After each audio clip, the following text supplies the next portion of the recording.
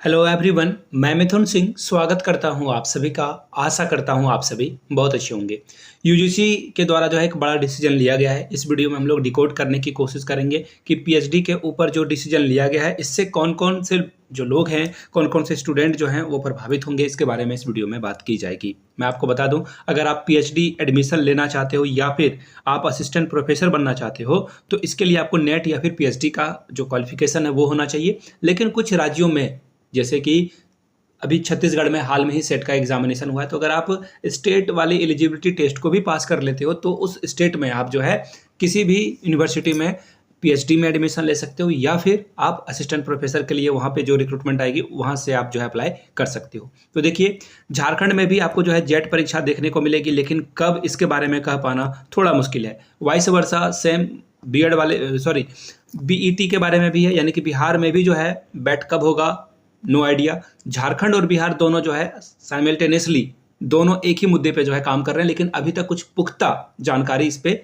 नहीं मिल पाई है। तो लेकिन दोनों पे नज़र बनाए रखें। नेट की तैयारी अगर आप कर रहे हो तो डेफिनेटली जेट और बैट में आपको जो है काम मिलेगा, क्योंकि देखिए स्टेट गवर्नमेंट जो भी रूल वगैरह या फिर सिलेबस बनाती है वो बिल्कुल नेट को कॉपी करके बनाती है। इस बात का आप खास ख्याल रखेंगे। तो नेट का क्वालिफिकेशन या फिर नेट की प्रिपरेशन के साथ साथ आप जो है स्टेट वाला भी जो आपका खुद से खुद तैयार हो जाएगा। तो इन चीज़ों को ध्यान में रखना है, चाहे आपका पेपर 1 हो या पेपर 2 हो। अगर आप नेट की तैयारी कर रहे हो तो नीचे कमेंट करके बताइएगा कि आपका सब्जेक्ट कौन सा है। आगे बढ़ते हैं और यूजीसी के बड़े फैसले के बारे में बात करते हैं। यहाँ से आपको जो है यूजीसी के चेयरपर्सन का स्टेटमेंट आपको दिखेगा। मैं आपको दिखा देता हूँ कुछ बातें, यहाँ से देख लीजिए। रिटायर फैकल्टी कैन बी, देखिए यहाँ पे जो है आपको एजुकेशन टाइम्स का आर्टिकल देखने को मिलेगा। ठीक है, ये हुई पहली बात। दूसरी बात, यहाँ से देखिए मैंने हिंदी में इसलिए लिख रखा है ताकि किसी भी तरह की कोई समस्या आपको नहीं आए। ठीक है, ऐसा नहीं कि मैं आपको जज कर रहा हूँ कि आपको इंग्लिश नहीं आती है। यहाँ से आप देख लीजिए, retire faculty can only be a co supervisor to protect the academic and practice interest of the student. देखिए यहाँ पे बात क्या बताई गई है कि अगर सपोज कर लेते हैं कि कोई जो प्रोफेसर है वो रिटायर करने वाला है, 2 से 3 साल उसके पास बचे हुए हैं, ऐसे में आप उनके अंडर में जो है काम करके जो है पीएचडी की डिग्री नहीं ले सकते हो। ये यूजीसी का सबसे बड़ा फैसला है। अब इसे जो है बिल्कुल छोटे छोटे बिंदुओं में समझने की कोशिश करेंगे। सीधा मैं बताऊं तो कट द क्लटर, यानी कि आसान भाषा में समझने की कोशिश करेंगे, इसका क्या परिणाम देखने को आगे मिलेगा। अब यहाँ से देखिए, मैं आपको इंटरव्यू का जो है हूबहू आपको जो है मैंने शब्दशः हिंदी में गूगल ट्रांसलेशन की मदद से ट्रांसलेट किया है। क्या है, यूजीसी या पीएचडी डिग्री प्रदान करने के लिए न्यूनतम मानक और प्रक्रिया विनिमय 2022 उचित है।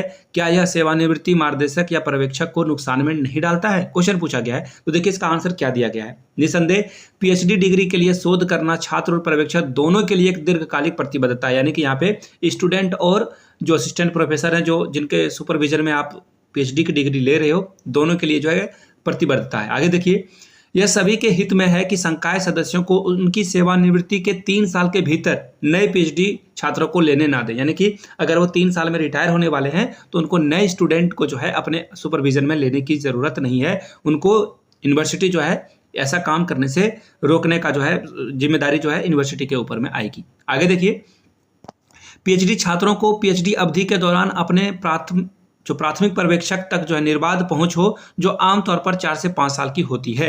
यदि सेवानिवृत्ति होने वाले संकाय सदस्य सेवानिवृत्ति से ठीक पहले नए पीएचडी विद्वान को लेता है तो अधिक संभावना बनती है कि छात्र को मार्गदर्शन में अवधान, ऑब्वियसली देखो सपोज कर लो कि 4 से 5 साल जो है पीएचडी करने में आपको लगता है। ऐसे में अगर आप किसी टीचर के सुपरविजन में काम करते हो जो कि अब 2 से 3 साल में रिटायर होने वाला है, तो सपोज करके देखो आपकी पीएचडी डिग्री जो है वो खतरे में पड़ जाएगी। ठीक है, इसलिए ये फैसला लिया गया है। आगे देखिए क्या बातें बताई गई है।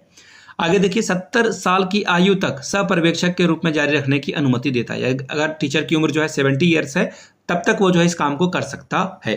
अब आगे देखिए, दूसरी बिंदु क्या है, क्या आप इस बात से सहमत हैं कि पर्यवेक्षक को उनके प्रयासों का श्रेय नहीं दिया जाना चाहिए क्योंकि उन्होंने अपने अधीन पीएचडी छात्र पर जो है कड़ी मेहनत की है। अगर थीसिस चल रहा है तो जबकि नया पर्यवेक्षक कम योगदान देकर जो है अधिकतम लाभ प्राप्त करने का प्रयास करेगा।